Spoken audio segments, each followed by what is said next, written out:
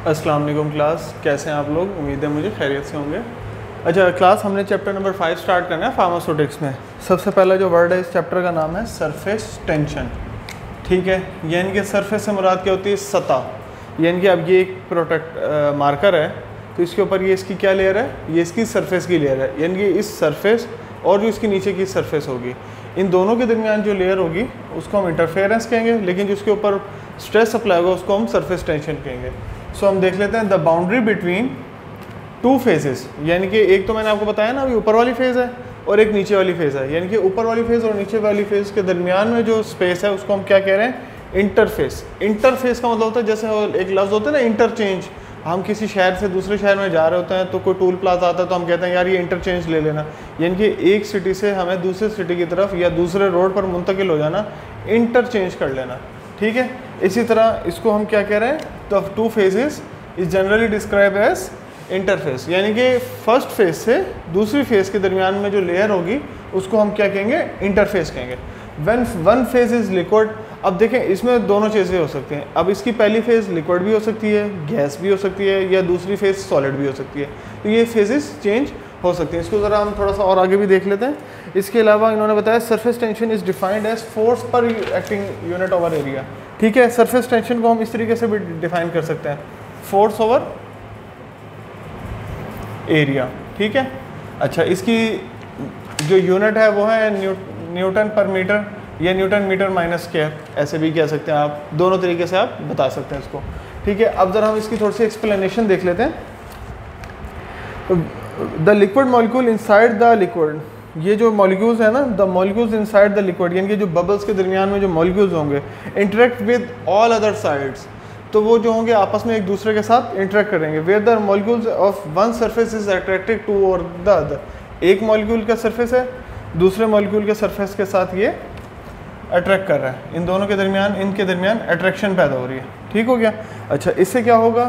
The molecule expose to air behave differently, इसलिए जब ये मॉलिक्यूल जब हवा में एक्सपोज होगा तो ये बिहेव डिफरेंट करेगा, क्योंकि जो नीचे वाले मॉलिक्यूल के साथ उसका जैसे इंट्रैक्शन होता जाएगा वैसे वैसे वो बिहेव करता जाएगा। Surface molecules are compressed more tightly together, लेकिन जो सरफेस के मॉलिक्यूल्स होंगे ना, ये वाले ऊपर वाले, ये आपस में, ये देखें आपने देख रहे हैं ये जुड़े हुए हैं। जो सरफेस के ऊपर वाले मॉलिक्यूल्स हैं इनकी लेयर्स के साथ वो टाइटली बाउंड हैं या टाइटली टुगेदर हैं। ठीक है, and they have a less distance between them, और उनके दरमियान में जो डिस्टेंस है आप ये देखें ना होने के बराबर है। जैसे अब ये मॉलिक्यूल है, इसके साथ ये मॉलिक्यूल, अब इन के दरमियान में डिस्टेंस जो है वो बिल्कुल कम है या ना होने के बराबर है।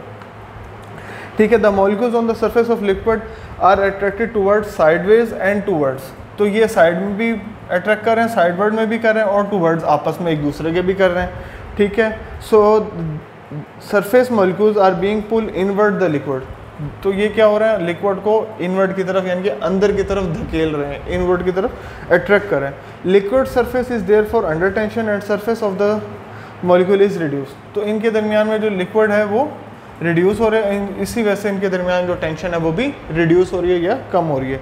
Water is a particular has a very high surface tension, आपको पता ही है, ये इंपॉर्टेंट एमसीक्यू भी है कि सरफेस टेंशन सबसे ज़्यादा किसकी है, तो वो हमारे पास पानी की है, यानी कि वाटर की है। ठीक है, this explain the characteristics of round shape of the liquid molecules. अब इसके बारे में एक कैरेक्टरिस्टिक बता रहा है कि इन राउंड शेप मॉलिक्यूल्स के कैरेक्टरिस्टिक्स क्या हैं। From dropping them air the molecules are also being pulled toward the centre, तो क्या हो रहा है? ये आपस में इनके दरमियान जो सबसे मेन करैक्टरिस्टिक्स वो ये है कि आपस में एक दूसरे के टुवर्ड इनवर्ड, यानी कि आपस में एक दूसरे के इनवर्ड जो हैं वो पुल अप हो रहे हैं या पुश अप हो रहे हैं। आप ये कह सकते हैं पुल टुवर्ड हो रहे हैं, यानी कि एक दूसरे के गिर्द हो रहे हैं, आपस में एक दूसरे को पुल कर रहे हैं, खींच रहे हैं। ठीक है, अच्छा अब आगे हमारे पास कुछ फैक्टर्स हैं, factors affecting the surface tension. भाई फैक्टर्स कौन कौन से हैं जो सरफेस टेंशन के ऊपर डिपेंड कर सकते हैं? इसमें जो सबसे पहला है वो है इंटरमॉलिक्यूलर फोर्सेस, इसके बारे में थोड़ा सा हम देख लेते हैं। इंटरमॉलिक्यूलर फोर्सेस, अच्छा सरफेस टेंशन के ना डायरेक्टली प्रोपोर्शनल है, डायरेक्टली प्रोपोर्शनल है। जितना सरफेस ज़्यादा होगा उतनी इंटरमॉलिक्यूलर फोर्सेस ज़्यादा लगेंगी, जितना सरफेस एरिया कम होगा उतनी इंटरमॉलिक्यूलर फोर्सेस कम हो जाएंगी। आपके सामने अगर एक बड़ा सा पेन है, उसके अंदर सरफेस एरिया यानी कि उसका सरफेस एरिया ज़्यादा है, तो डेफिनेट सी बात है उसके अंदर इंटरमोलिकुलर फोर्सेस भी ज़्यादा होंगी। जितना बड़ा सरफेस एरिया है उसके दरमियान उतनी ज़्यादा इंटरमोलिकुलर फोर्सेस हैं। तो ये क्या है, दोनों के डायरेक्टली प्रोपोर्शनल है। Surface area surface tension increases with increasing in intermolecular forces and decreases with decreases in intermolecular forces. जैसे सरफेस एरिया आपने बढ़ा दिया, इंटरमोलिकुलर फोर्सेज उसके अंदर ज़्यादा इंक्रीज हो गई, और जैसे जैसे आपने सरफेस एरिया डिक्रीज कर दिया उसके दरमियान जो इंटरमोलिकुलर फोर्सेज थी वो भी डिक्रीज हो गई। ठीक है, ये पॉइंट क्लियर हो गया सबसे पहला। सेकंड नंबर पर है हाइड्रोजन बॉन्डिंग। अब हाइड्रोजन बॉन्डिंग इंपॉर्टेंट है ज़्यादा, सबसे ज़्यादा हाइड्रोजन बॉन्डिंग किसके अंदर पाई जाती है, वो वाटर के अंदर पाई जाती है। तो ये भी डायरेक्टली प्रोपोर्शनल है सरफेस टेंशन के। ठीक है, इसको भी देख लेते हैं कैसे। Surface tension increases with increases in hydrogen bonding and decreases with decrease in hydrogen bonding. इसी तरह जितना सरफेस टेंशन ज़्यादा होगा इनके दरमियान, अगर पानी ज़्यादा सरफेस बड़ा है, पानी ज़्यादा है, तो इनके दरमियान हाइड्रोजन बॉन्डिंग भी ज़्यादा है। जैसे जैसे सरफेस टेंशन कम हो रही है इनके दरमियान हाइड्रोजन बॉन्डिंग भी कम हो रही है। अच्छा, उसके बाद है टेम्परेचर। टेम्परेचर के ये डायरेक्टली प्रोपोर्शनल नहीं है, ये इनवर्सली है टेम्परेचर के। वो कैसे हम देख लेते हैं। Surface tension decreases with increase in temperature. ठीक है, जैसे जैसे टेम्परेचर बढ़ेगा, तापमान बढ़ेगा, उसका जो सरफेस टेंशन है, यानी कि जो सरफेस उसके ऊपर है, इसके ऊपर लेयर सी आ रही है हमारे ऊपर, इसके ऊपर वो डिक्रीज होती जाएगी। तो जो सरफेस टेंशन है वो टेम्परेचर के इनवर्सली प्रोपोर्शनल है। बाकी हाइड्रोजन बॉन्डिंग और इंटरमोलिकुलर फोर्सेस ये दोनों डायरेक्टली प्रोपोर्शनल है। ठीक है, surface tension decreases with increase in temperature and increases with decrease in temperature. ठीक हो गया, तो ये दोनों आपस में एक दूसरे के उलट हैं।